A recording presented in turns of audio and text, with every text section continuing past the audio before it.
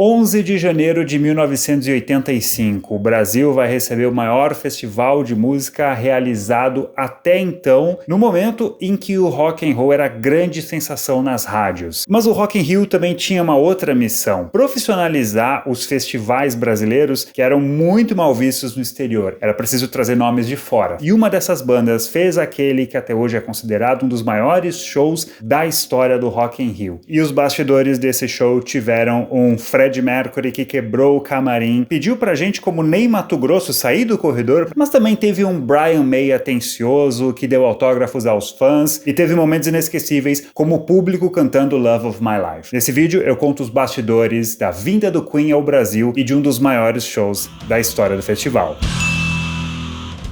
Esse tema foi escolhido pelos membros do canal numa votação com alguns shows que estão entre os mais bem avaliados. Para você ajudar a escolher os temas do canal e assistir a vídeos exclusivos é só se tornar membro, o botão tá lá embaixo e a contribuição é de menos de R$10 por mês. O Rock in Rio juntou a fome com a vontade de comer. Bandas de rock estavam pipocando pelo país desde o começo da década, discos de ouro, sucessos nas rádios e muitas empresas de olho nesse público consumidor. Roberto e seu irmão, o deputado federal Rubem, pensaram no projeto e venderam todas as cotas de patrocínio em setembro de 84. Depois foram para os Estados Unidos atrás de grupos estrangeiros, o que era a grande obsessão. A família Medina já trabalhava com shows através da Artplan. Eles já tinham trazido Frank Sinatra para o Brasil, inclusive. E o que eles queriam agora, além de aproveitar o momento, era dar uma profissionalização nesse segmento aqui no Brasil, que ainda era dominado pelo jeitinho, pelo improviso e pela incompetência, o que fazia com que os grandes nomes passassem ainda muito longe daqui. Poucos empresários acreditavam que um país como o Brasil, que tinha um filme queimado no meio do showbiz, conseguiria executar aquele projeto. Mas eles quebraram as resistências e pouco a pouco foram confirmando as atrações. O Queen foi um dos primeiros a topar. E era uma banda estratégica porque tinha um público muito amplo, de várias faixas etárias. Uma banda que fez muito sucesso nos anos 70, deu uma sumida e voltou com tudo, fazendo um som mais dançante. Só que essa mudança de som não foi uma coisa pacífica dentro da banda. O grande defensor era Fred Mercury, mas ele só era defendido pelo baixista John Deacon. O guitarrista Brian May e o baterista Roger Taylor resistiam. Mas o sucesso de Another One Bites the Dust, de 80, uma música bem dançante, e um sucesso que foi nos Estados Unidos, um país que sempre resistiu bastante ao Queen, tudo isso provou que Fred tinha razão. Mas esse caminho foi tortuoso. O disco que foi mais fundo na mudança de som foi o Hot Space, de 82. Muitos fãs torceram o nariz, ele é até hoje um dos menos populares da banda. Depois dessa turnê, o Queen deu um tempo, mas o retorno seria triunfal com The Works, de 84. Platina triplo no Reino Unido e disco de ouro no Brasil. Tinha Radio Gaga, escrita por Taylor,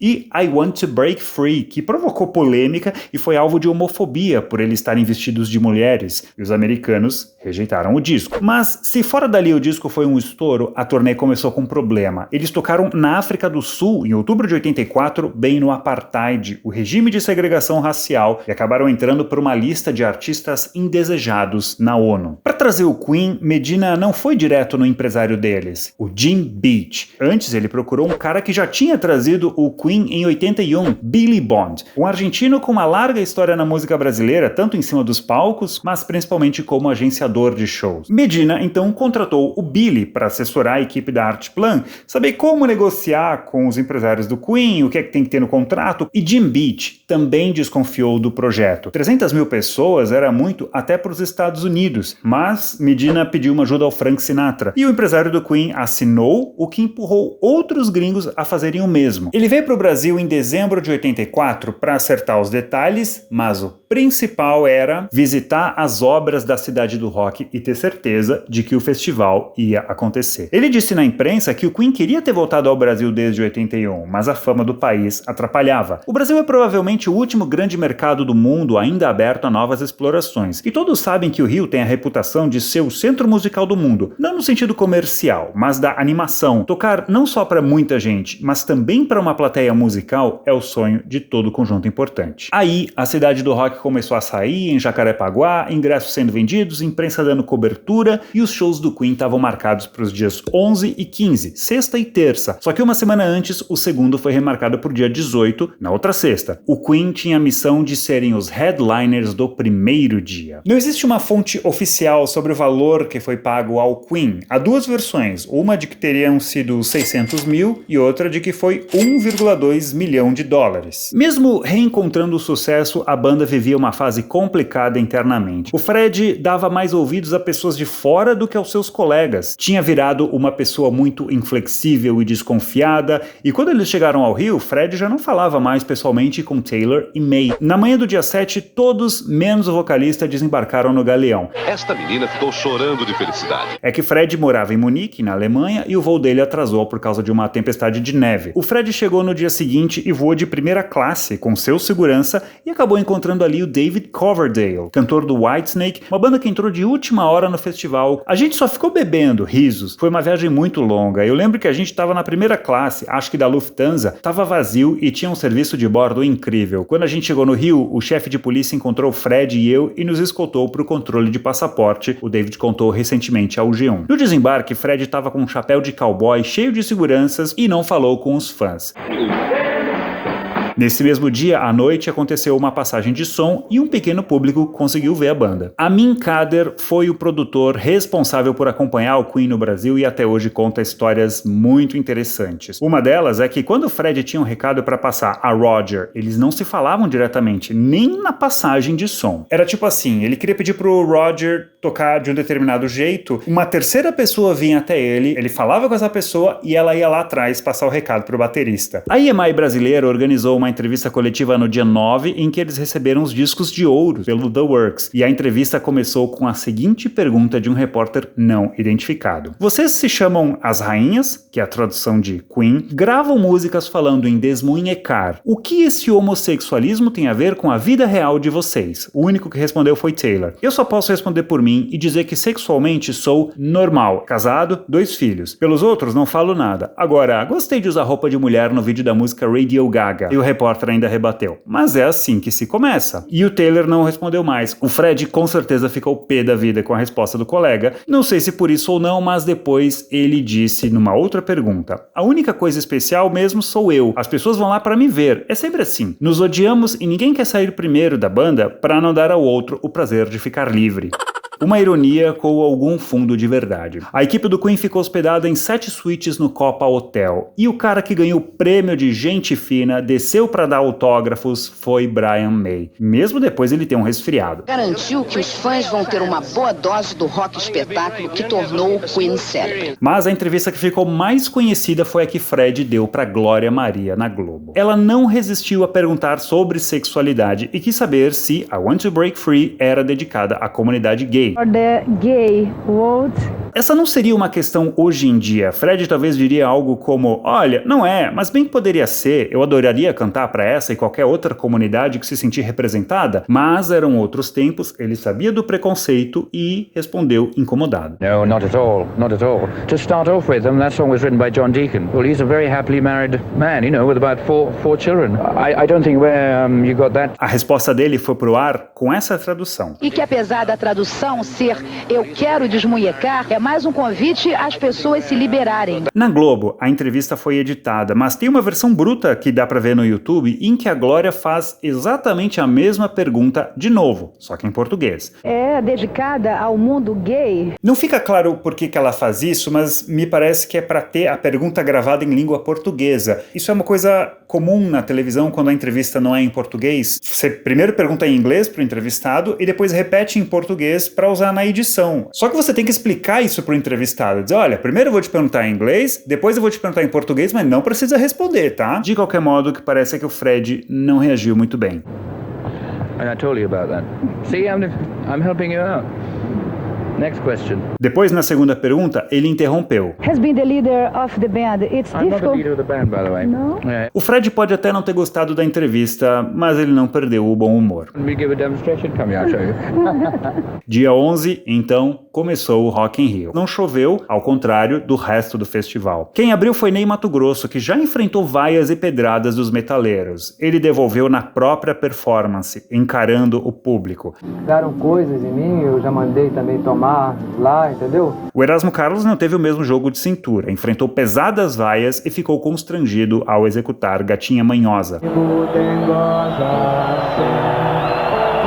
Tocando com Baby Consuelo, Pepeu Gomes ganhou o público com solos de guitarra virtuosos. Depois veio uma sequência gringa de rock mais pesado, Whitesnake, Iron Maiden e o Queen, já na madrugada do dia 12. Os membros viajaram de helicóptero para a cidade do rock e ficaram em camarins separados, aguardando o show. Fred deu trabalho e até quebrou o camarim. Para começo de conversa, ele queria saquê a 19 graus.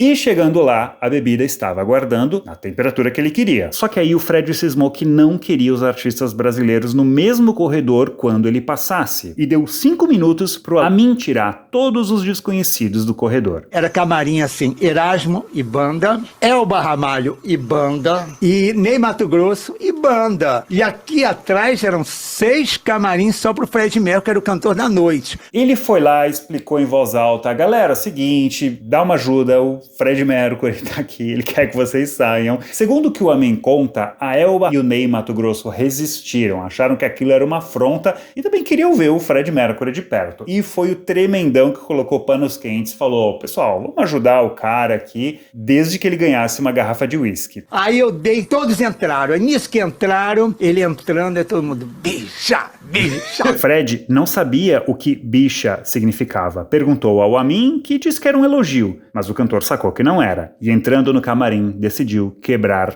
tudo. O saquê queimando aqui o carpete, mamão papai colado no teto, a melancia espatifada no espelho. Amin diz que Fred só se acalmou porque tinha feito um pedido especial de algo para ser entregue pelo produtor, algo que ele não pode revelar até hoje, mas que não era droga. O Queen subiu ao palco com 2 horas de atraso, todos de branco. Roger tinha uma camiseta dizendo Proibição Nuclear Mundial Já, uma preocupação daqueles tempos. Acima deles havia 3 grids de refletores móveis, que podiam ir para cima, para baixo, se inclinar, fora os canhões de luz. Na plateia havia entre 250 e 300 mil pessoas, recorde da banda até então. Além do quarteto, também havia o tecladista Spike Edney, que acompanhou toda a turnê, mas que estava escondido, não aparece nas imagens. A banda explorou as nuances do seu repertório. Eles começaram com bastante energia, músicas mais rápidas, como Keep Yourself Alive. Aí ele interagiu com o público. Depois o set voltou a ficar mais pesado e na metade ficaram só ele e Brian com o violão. Como eu disse lá atrás, uma das vantagens do Queen era ter um público amplo. Agradavam os roqueiros das antigas, além de famílias, trabalhadores. Assim, Fred se sentiu à vontade para deixar o público cantar sozinho Love of My Life.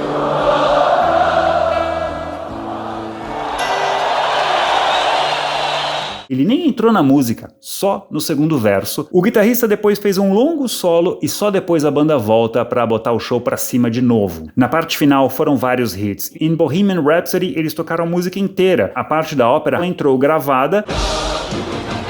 Depois veio Radio Gaga, com a plateia batendo as mãos. Em We Will Rock You, Fred levou as bandeiras do Reino Unido e do Brasil e colocou uma peruca. Ficou assim até o fim do show. Aí, pra terminar, We Are The Champions. No fim, mesmo estranhados, Fred e Taylor esticaram as bandeiras ao som do hino do Reino Unido. O set total teve 28 músicas, incluindo pequenas vinhetas, mas não dá pra ver todas porque o show foi lançado com alguns cortes para ficar com 1 hora de duração. Algumas coisas que não aparecem são eles tocando Jailhouse Rock, em homenagem ao Elvis, cujo nascimento completava 50 anos, e o Fred tocando guitarra em Crazy Little Thing Called Love, mas essa tem cenas do segundo dia. A madrugada ainda foi longa. Logo depois eles foram entrevistados por uma TV britânica vendo a gravação do show. lot of the groups were scared to come here, and we took the plunge, and look what happened. When you've got a crowd as large as that, the adrenaline just takes you over. So I guess I was cavorting around a bit more than usual. E o Brian ainda foi encontrar fãs na praia. Eles escreveram Queen com velas na areia. Depois o cara ainda caiu na piscina. Colocar o Queen para fechar o primeiro dia se mostrou uma excelente escolha. O Rock in Rio deixava o público empolgado para ver mais e as bandas que vinham de fora motivadas para entregarem shows tão bons. O Queen ficou por mais uma semana aqui no Brasil. Eles voltaram então para fechar o dia 18, que teve Kid Abelha, Eduardo Dussek e Lulu Santos, e depois 3 gringos, Go-Go's e B-52s. E eles também fizeram um improviso que passou a ser chamado de Rock in Rio Blues. A apresentação marcou as vidas de quem esteve na cidade do rock. Numa votação recente entre jornalistas e críticos, esse foi eleito o melhor show de todas as edições do Rock in Rio, numa época em que o repertório e a performance dos músicos tinha muito mais peso do que efeitos especiais, luzes, telões, tecnologia. O público cantando Love of My Life é até hoje um dos momentos mais marcantes desse festival. Esses foram os bastidores do show do Queen no Rock in Rio de 85 e até a próxima.